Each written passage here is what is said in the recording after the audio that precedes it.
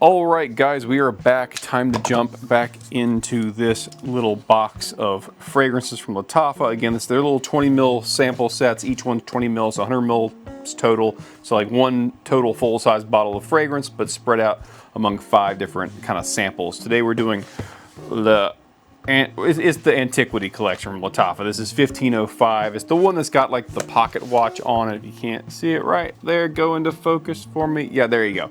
It's that guy right there. The bigger version looks honestly a lot like that bottle, to be frank. It's not that big of a difference, but it is a woody centered fragrance. I'll go ahead and give you the notes now. Black cherry and saffron in the opening, then you get middle notes of frankincense, osmanthus, amyris in the mid, and then base notes of balsamic notes, styrax, cypress oil, and guaiac wood. So that's what you get from there. Nothing too crazy. It's honestly looks like a very quintessentially kind of masculine, woody, resinous thing going on there. So we'll see how this goes.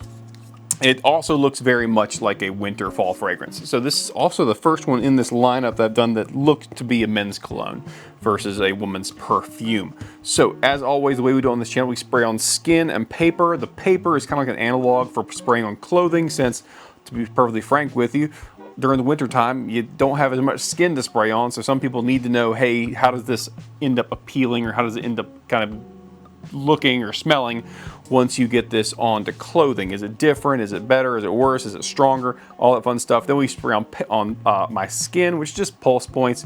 And sometimes you do get some pretty dramatic differences between the skin versus paper, especially with like fruit notes and things that tend to be sweeter. Sometimes you get some other notes in like leather on occasions, heavier on skin. But the idea is that what you smell on skin projects more heavily when you spray on paper. That's better longevity, but it's not going to project as hard. And sometimes those notes can be a little different on each one. Now, once we do all that stuff, I've been talking way too long, I will blip out of existence and come back, and during that time period, for me it's like a few days, for you it's like a split second. I'm gonna basically wear it for a little bit to get a better understanding of the fragrance, and I'll come back and talk about things like longevity, projection, how the notes might break down over time. So without further ado and me yapping, let's go ahead and get this on a stick. Now, these little sample bottles, the way I've kind of gotten to understand the amount of juice that comes out, I'm going to go ahead and say that it's basically a 2-to-1. So you need 2 sprays for every 1 normal spray of a full-size bottle, because these kind of come out in like half spurts. So here we go. Empty, empty, empty. There it goes. 2, 3, 4. There we go. All right. So just to get an idea what's going on here. Wow. Okay. That's cherry. But you know what? For me, I'm thankful it does not really feel like it has that the cough syrup vibe. If you've ever dealt with cherry fragrances, sometimes they're amazing and they're just like awesome. This is more leaning on that side of things. And then sometimes it's like, oh, I just got a mouthful of, I don't know, Robitussin or some other like false cherry cough syrup. This is not that. This is a very sweet, clean cherry smell. I like that a lot. In fact, it's so cherry dominant, I'm not smelling saffron or really anything else. It's a very cherry dominant opening.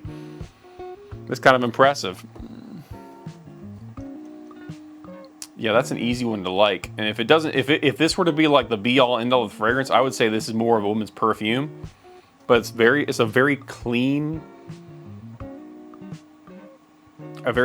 cherry.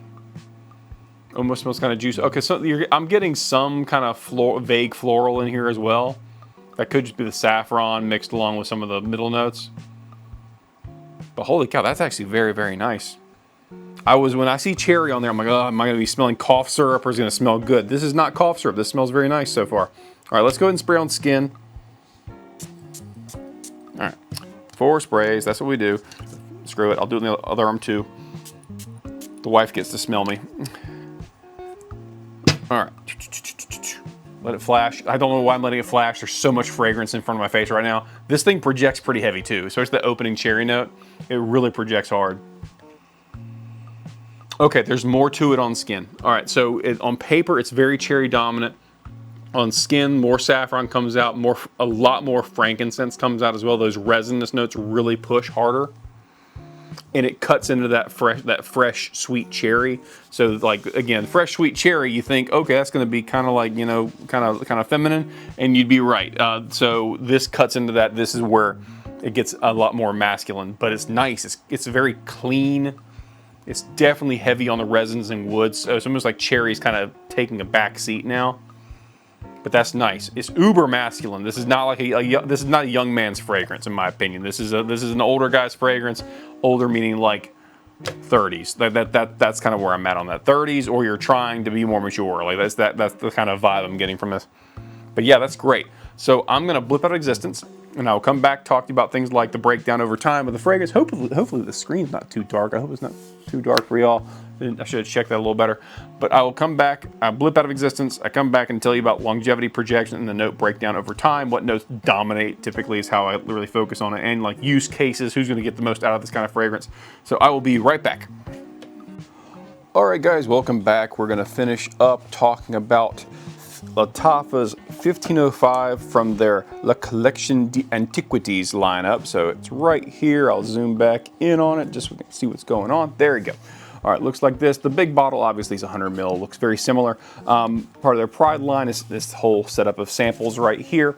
The main thing we're going to talk about is the note breakdown. That cherry note I mentioned earlier, it does what all cherry notes do. It doesn't last. You'll get like 30 minutes of cherry that kind of projects and then it fades away.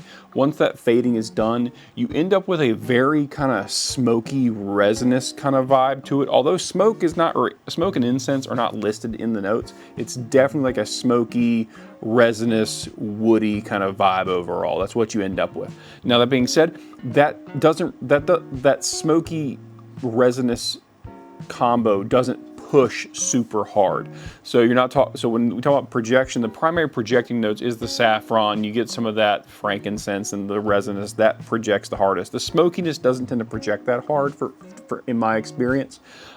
It's more of a, I'm going to say it's a more intimate fragrance. It's not, the cherry pushes. Like the cherry is going to get out there and fill a room if you overspray, but it's a little bit too intense to overspray in my opinion.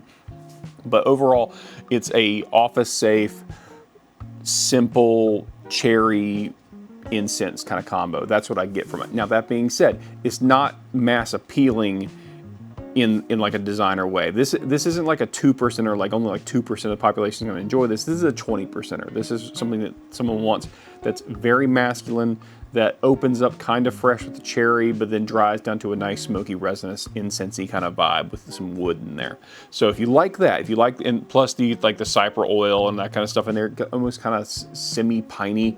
It's got a lot going on with it, but it's all very masculine and on the darker side of fragrances, if you understand what that means. It's not meant to be like super, it's not, I'm not gonna call it a super fun fragrance. It's not fresh, not fruity. It's not gonna be a bunch of clean white musk. It's meant to be kind of almost smoky and dirty, but in a very good way, if that makes sense. It's more mature. This is not a 17-year-old kid's fragrance. They won't enjoy it. This is a 30-year-old going to work in the wintertime. That's what this is.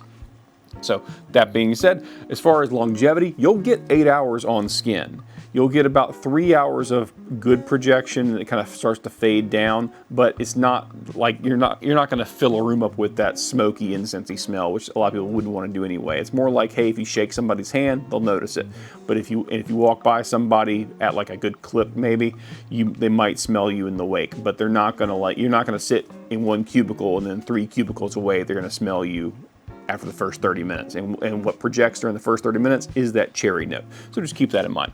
I don't have much else to say about it. It's a good fragrance for the right person. It's not mass appealing. I'm going to call it a 20%er. This is 20% of the fragrance enthusiast community is going to really enjoy this. It's meant to be a twist on cherry smoke from Tom Ford, I believe. So that just gives you an idea of what it is. Again, the most mass appealing note in this is the cherry, and that fades after about 30 minutes or so, and you're kind of left with a, again, smoky, incensey, resinous, woody kind of combo that's very masculine, but also very kind of dark and rich. So just keep that in mind. But yeah, there you go. Have a great day. If you have any questions for me, leave them in the comments section, and I'll be happy to answer them to the best of my ability.